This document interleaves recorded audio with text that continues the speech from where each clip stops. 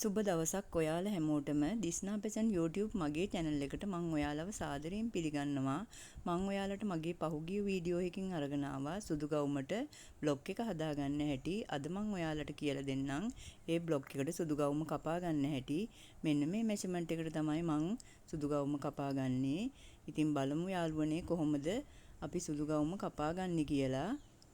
ඉතින් මේ විදිහට 45 පළ රෙද්ද ගෙනල්ලා දෙකට නමලා හොඳට රැලි නැති වෙන්න මෙහෙම හදාගෙන ගානට තියාගෙන මෙහෙම ගානටම ඇද නැති වෙන්න ගන්න ඕනේ. මේ රෙද්ද දෙකට නමා ගන්නවා. දෙකට නමාගෙන අපි මුලින්ම සාය කොටස කපා ගමු.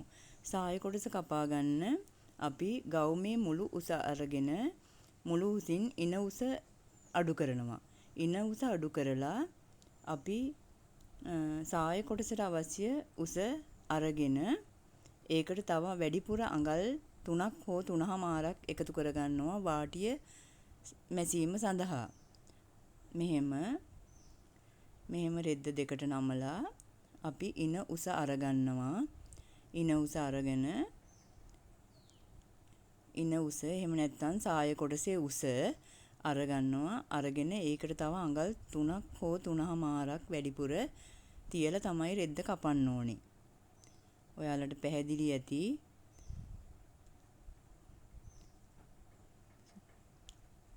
මෙහෙම සරලවම කියලා දෙන්නේ ගොඩාක් ආධුනික කට්ටියට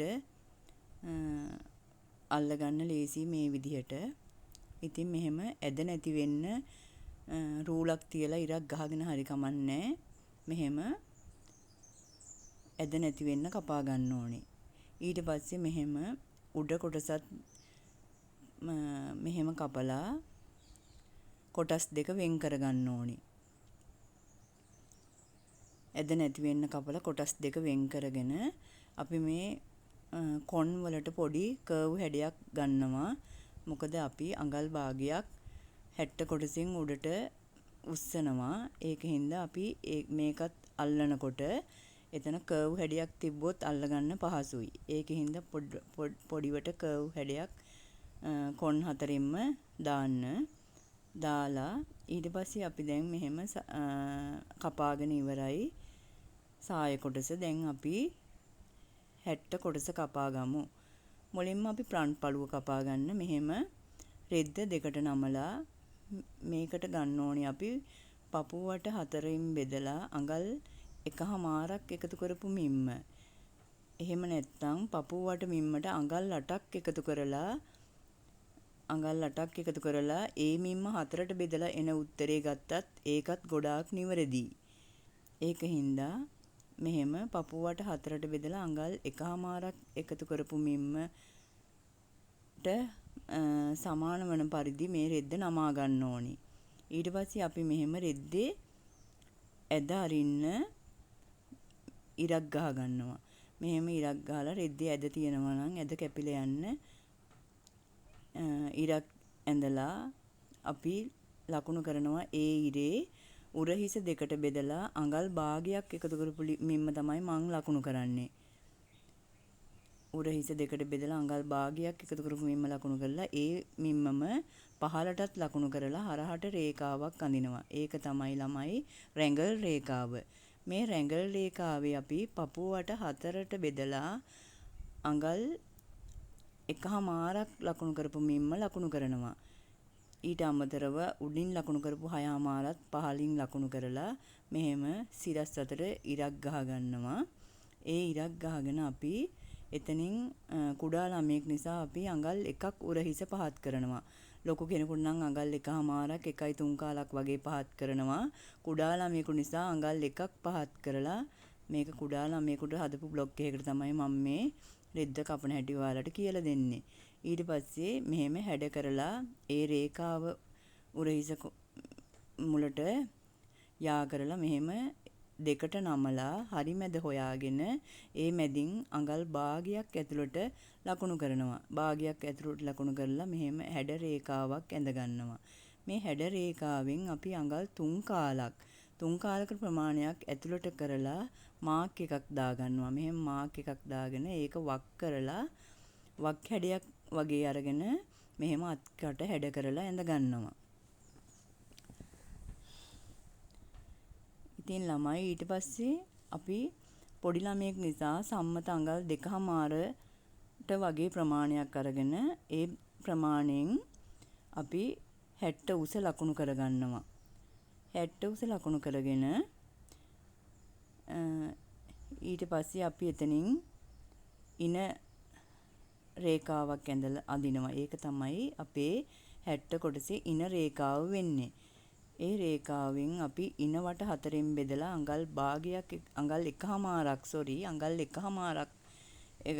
ලකුණු කරලා ඉරක් ගහලා අපි අඟල් භාගයක් එතනින් උඩට උස්සලා හැඩ කරලා ඇඳ ගන්නවා. අර එල්ලා වැටෙන ගතිය නැති වෙන්න. ඊට පස්සේ අපි ඔපනැල්ල ඇඳගමු. ඔපනැල්ල ඇඳ ගැනීමට අපි ඉන වට 4න් බෙදලා එන උත්තරේ දෙකට බෙදලා අරගෙන තමයි ඔපනැල්ලේ පළල ලකුණු කරන්නේ. කුඩා ළමයෙකුට නම් අඟල් 3ක් 3.5ක් වගේ ප්‍රමාණයක් ඇති ඔපනැල්ලට මෙහෙම ඒ 3.5ම රැඟල් රේඛාවෙත් ලකුණු කරලා අඟල් 2ක් හෝ 2.5ක් පහත් කර. කුඩා ළමයෙකුට නම් අඟල් 2ක් වගේ පහත් කරාම ඇති. අඟල් 2ක් වගේ පහත් කරලා අපි මේ විදිහට ඩාට් එක ලකුණු කරගන්නවා. ඩාට් එක ලකුණු කරගන්නවා දෙපසට අඟල් භාගි තියලා ඩාට් එක ලකුණු කරගන්නවා.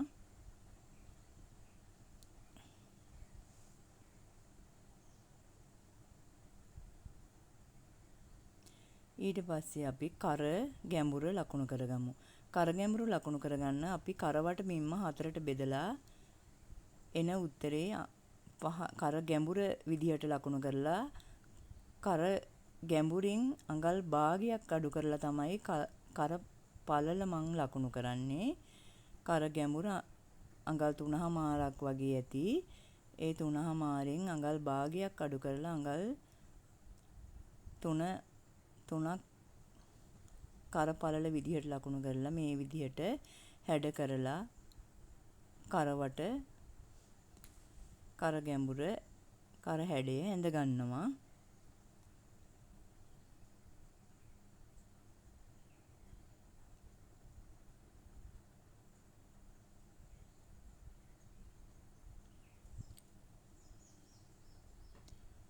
ගොඩක් වෙලාවට කුඩා ළමයින්ට නම් අඟල් 3.5ක් හොඳටම ඇති.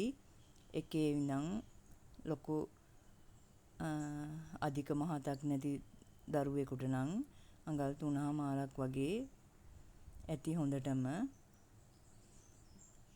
අඟල් 2යි 3 කාලත් ඇති කර පළල. අඟල් 2යි 3 කාලක් අඟල් 3ත් වැඩි නැහැ. ඊට පස්සේ අපි මෙහෙම ප්‍රාන්ට් එක කොටස කපා ගමු.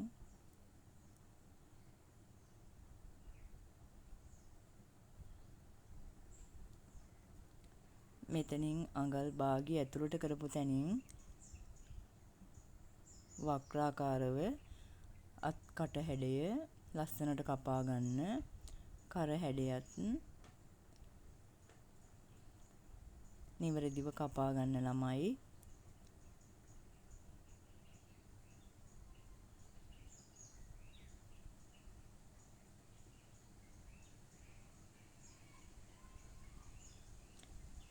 ඔව් දැන් ඔයාලට පේනවා ඇති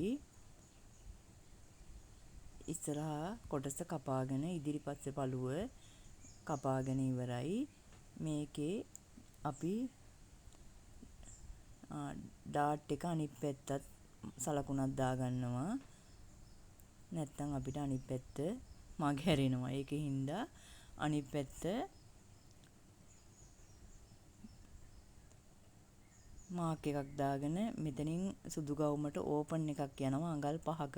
මේ විදියට අඟල් 5ක් ලකුණු කරලා එතනින් කට් කරගන්න පහලට. මේක හරි කෙලින් කට් කරගන්න ඕනේ. මෙතනින් පයිපින් පටියක් ඇල්ලෙනවා. ඒකින්ද හරි කෙලින් කට් කරගෙන පොඩි V හැඩයක් වගේ අඟල් කාලටත් අඩු ප්‍රමාණයක් වුණාට කමන්නේ පොඩි V හැඩයක් වගේ කපා ගන්න.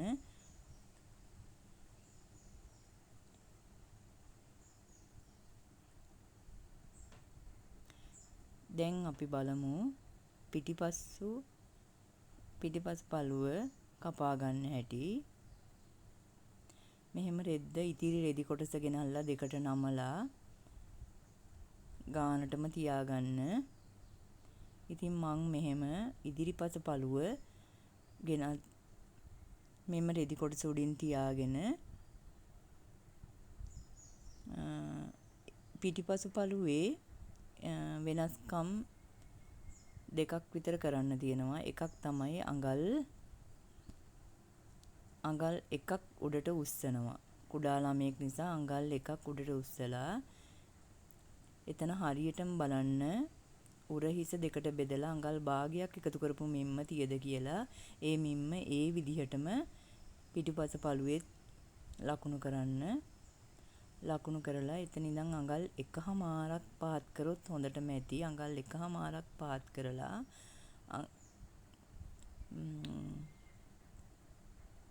ඉදිරිපස පළුවේ කර මුල කොටසට වෙනකන් යා කරන්න. එහෙම හැඩ කරලා ඇඳ ගන්න.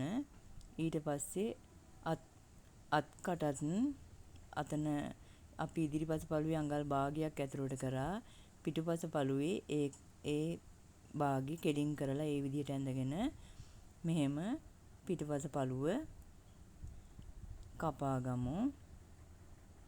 එතන ඇතුළට කරපු අඟල් භාගේ පිටට හිටින්න තමයි කෙලින් කපා ගත්තාම හරි අඟල් 1/2ක් කර ගැඹුර ලකුණු කරපු කර හැඩය ඒ විදිහට තියලා කපා ගන්න. අපි දැන් මේකෙත් ඔපනැලි ඉදිරිපස පළුව උපයෝගී කරගෙන මෙහෙම ලකුණු කරගන්නවා. විශේෂ දෙයක් තියෙනවා. පිටුපස පළුවේ ඉදිරිපස පළුවට වඩා අඟල් එකක් උසින් තමයි ඩාට් එක ලකුණු කරන්නේ. පිටුපස පළුවට වඩා අඟල් එකක් උස තියලා ඉදිරිපස පළුවට වඩා අඟල් එකක් උඩින් තියලා පිටුපස පළුවේ ඩාට් එක ලකුණු කරන්න. දෙපැත්තෙම සලකුණු කරගන්න. එතකොට මහද්දි හරිම ලේසි.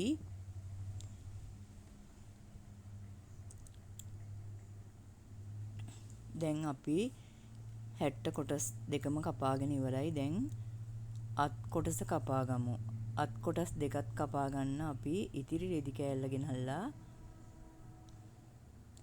ගානට තියලා එරිලා අපේ අතේ පළල කොටස ගන්නත් අපි අපේ පපුව වට මිම්ම ගත්ත එක උපයෝගී කරගෙන එහෙම නැත්නම් උරහිස මිම්ම උපයෝගී කරගෙනත් අතේ පළල කොටසට රෙද්ද නමා ගන්න පුළුවන්.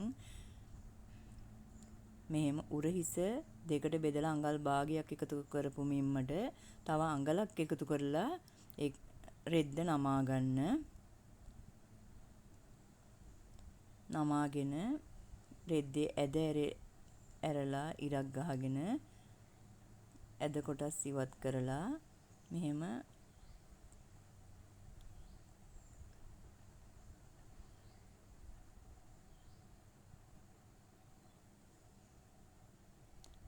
අපි පහලට අඟල් 3ක වගේ 3.5 කාලක් වගේ සලකුණක් දාලා ඉරක් ගහ ගන්නවා. ඒ රේඛාවේ එහෙම උරහිස මිම්මට අඟල් එකක් හෝ එකමාරක් ලකුණු කරගත්ත මිම්ම ලකුණු කරලා හරහට ඉරක් ගහලා අතේ උස ලකුණු කරගන්නවා. අතේ උසට මෙහුම් වාසි අඟල් භාගයක් තියලා තමයි ලකුණු කරගන්නේ. ඊට පස්සේ වාටියට වෙනම අඟල් 1/2ක් තියාගන්න ඕනේ. අතේ උසට අඟල් භාගයක් එකතු කරලා 7යි නම් 7/2.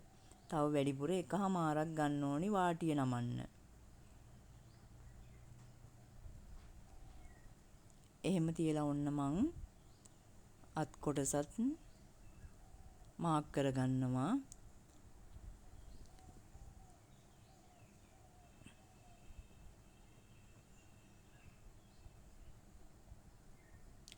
ඊට පස්සේ අපි අත වට ප්‍රමාණය අපි මැනගත්ත අත වට ප්‍රමාණය දෙකට බෙදලා තව අඟල් එකහමාරක් එකතු කරන්න ඕනේ. බුරුලට අඟල් 1යි, මැහුම් වාසි අඟල් 1යි, තව අඟල් එකහමාරක් ඒ විදිහට තියලා තමයි අත වට අපි ලකුණු කරගෙන කපාගන්නේ. මෙහෙම හැඩ කරලා ලකුණු කරගත්ත කොටසේ අපි මේ විදිහට හතරට බෙදලා ගන්නවා. ඒ ප්‍රමාණය හතරට බෙදලා අරගෙන අපි මුල් කොටසෙන් අඟල් භාගයක් උඩට කරලා මේ විදිහට හැඩ කරලා අත්කට ඇඳ ගන්නවා. අත්කට ප්‍රමාණය අල්ලන ප්‍රමාණය මේ විදිහට හැඩ කරලා අරගෙන ඒ කොටස දෙකට නමලා අපට අත් කොටස් දෙකම එකවර කපා ගන්න පුළුවන් විදිහට නමලා ඔයාලා ඇඳ ගන්න.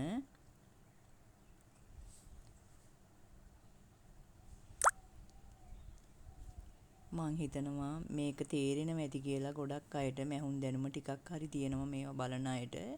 ඉතින් අපහසුයක් වෙන එකක් නැහැ. මේ විදිහට හරියාකාරව සුදු ගවුම කපා ගත්තොත් ඔයාලට වරදින්නේ නැහැ. මහලා බලන්න තමන්ගේ දරුවට ගෙදරදීම ඔයාගේ අතින්ම සුදු ගවුම මහලා දෙන්න. ඊට පස්සේ ඒක වැඩි දියුණු කරගත්තාම ඔයාලට පුළුවන් යාළුවන්ගේ ඇඳුම් ඉඳන් මහලා දෙන්න. මමත් එහෙම තමයි කරේ. ඉතින් මේ විදිහට ඉතිරි රෙදි කොටසත් ගෙනල්ලා අපි දැන් අවශ්‍ය පොඩි කොටස් ටික කපා ගන්න ඕනි. සමහරක් ස්කූල් වල සාක්කු තියෙනවා. අනිවාර්යයෙන්ම ඉතින් කොලර් එක ගොඩක් ඉස්කෝලවල තියෙන්නේ කොලර් එක. කොලර් එක නැතුව කොටු කර තියෙන ඒවත් තියෙනවා බාලිකා පාසල් වල. මේ විදිහට අපි කොලර් එකේ කොටස කොලර් එක කපා ගමු දැන්. කොලර් එක අඟල් 3මාරක් වගේ පළලට ගන්න.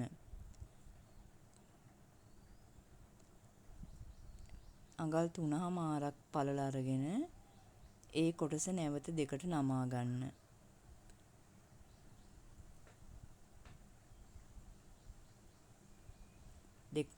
තුනමාරක කොටස දෙකට නමලා ඒ කොටස ආයේ නැවත මේ විදිහට දෙකට නමා ගන්නවා. නමාගෙන අපි කොලර් එක ලකුණු කරන්න කරවට ප්‍රමාණි දෙකට බෙදලා අඟල් කාලක් වැඩියෙන් තියාගත්තට කමක් නැහැ. කරවට ප්‍රමාණි අඟල් 13 නම් දෙකට බෙද්දාම අඟල් 6මාරයි. ඒ 6මාරට තව අඟල් කාලක් එකතු කරලා 6යි 3 කාලක් වගේ තමයි කොලර් එකේ දිග ප්‍රමාණය ලකුණු කරගන්නේ.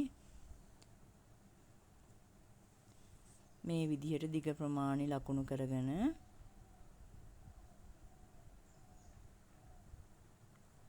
පහළටත් පළල ගත්ත 3මාර ප්‍රමාණෙත් ඒ විදිහට ලකුණු කරගන්නවා. ඒ 6යි 3 කාල මේ විදිහට ලකුණු කරගෙන රේඛාවක් ඇඳ ගන්නවා. මේ රේඛාවට අපි කොලර් එකේ හැඩයක් තියෙනවනේ. ඒ හැඩේ ගන්න තව උඩින් එකහමාරක කොටසක් ලකුණු කරගන්න ඕනේ. ඉදිරියට අඟල් එකහමාරක් තව වැඩිපුර ලකුණු කරගෙන අඟල් භාගයක් පහලින් උඩට උස්සනවා. පහලින් අඟල් භාගයක් උඩට උස්සලා හැඩ කරලා රේඛාවක් ගහලා කොලර් එක ඇඳ ගන්නවා. මේක හරිම ලේසි. මේ සුදු ගවුමේ කොලර් එක තමයි ලේසියෙන්ම කපා ගන්න පුළුවන්. ඉතින් ওই විදිහට කොලර් එක කපා ගන්නවා.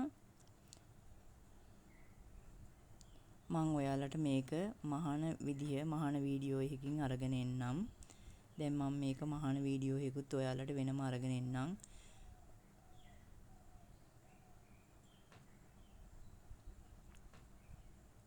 ඊට පස්සේ අපි බලමු දැන් ඊගාවට පටි කොටසකුත් කපා ගන්න ඕනේ. සුදු ගවුමේ පටිය කපා ගන්න අඟල් 4යි කාලක වගේ කොටසක් අපි පළල විදිහට ගන්නවා. ඉතින් ළමයි දිග ගන්න නම් අපේ ඉනවට ප්‍රමාණයට වඩා අඟල් 4ක් හෝ 5ක් වැඩිපුර තියාගත්තාම හොඳටම ඇති. අඟල් 4යි කාලක පළල ප්‍රමාණයක් පටිය දෙකට නමලා මහන්නත් ඕනිනේ. මැහුම් වාසිත ඕන නිසා 4යි කාලක් වගේ ගත්තොත් ඇති. ඊට පස්සේ ඉනමින්මට වඩා වැඩිපුර අඟල් 4ක් හරි 5ක් හරි තියලා මේ විදිහට පටි කොටස කපා ගන්න.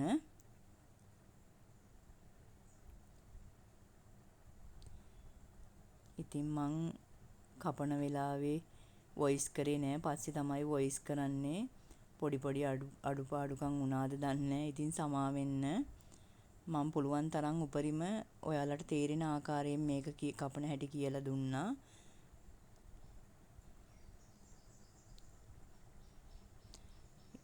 කපනකොට වොයිස් කරන්න ගියා නම් මෙච්චර හොඳටවත් කරගන්න බැරි වෙනවා. ඒකින්ද මට තේරෙන ආකාරයෙන් මං ගොඩාක් සරලව තමයි ඔයාලට මේක මහගන්න මේ අපහදිරි තැන් නැතිව ඇති කියලා මං හිතනවා. ඊගාවට මේ මං කපන්නේ පොකට් කොටසක්. සුදු ගවුමට හැමෝම කියනවා සාක්කුවක් දාන්න කියලා. මේ සාක්කු කොටස තමයි කපන්නේ. සුදු ගවුමේ කොටස් සේරම කපලා ඉවරයි. ඉතින් ඔයාලට තේරෙන්නේ නැති කියලා මං හිතනවා. මේ පොකට් කොටසත් කපාගෙන මේ විදිහට හැඩ කරලා ඇඳ ගන්නවා. පොකට් කොටසේ උස අඟල් 10ක ප්‍රමාණයක්, පළල අඟල් 7ක ප්‍රමාණයක් වගේ අරගන්න. දැන් සුදු ගවුමේ සියලු කොටස් කපාගෙන අවසానයි. ඉතින් ඔයාලත් ටික ටික හරි කමන්නේ මේ විදිහට try කරලා බලන්න. ඉතින් මං පුළුවන් වෙලාවට ඔයාලට වීඩියෝ අරගෙන එන්නම්. මාව subscribe කරලා තියාගන්න. ඉතින් bell icon එකත් click කරලා තියාගන්න. මං පුළුවන් වෙලාවට මැහුම් වීඩියෝ අරගෙන එන්නම්. ඔයාලා හැමෝටම ඉතින් සුබ දවසක් කියලා තමයි කියන්නේ. කරන වැඩ සියලු දේ සාර්ථක වෙන්න ඕනේ. උත්සාහ කරලා බලන්න. ඉතින් මට කමෙන්ට් කරන්න. ඔයාලට සුබ දවසක්.